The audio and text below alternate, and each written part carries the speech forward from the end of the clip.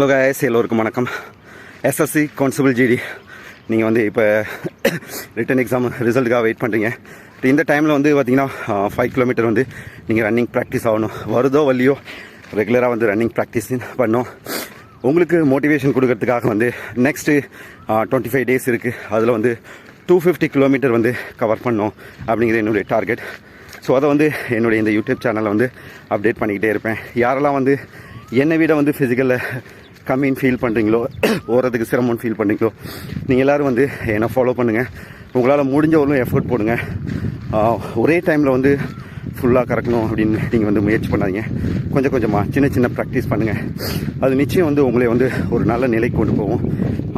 Exam வந்து ரிசல்ட்டுக்கு வந்ததுக்கப்புறம் practice பண்ணுறது அது ஒரு நிலை. பட் வரத்துக்கு முன்னாடியே தன்னை தயார்படுத்துறது வந்து ரொம்ப ரொம்ப அவசியம். உடற்பயிற்சினால லாஸ் எதுவும் கிடையாது. அதனால் உடல் ஆரோக்கியம் தான் கூடும்.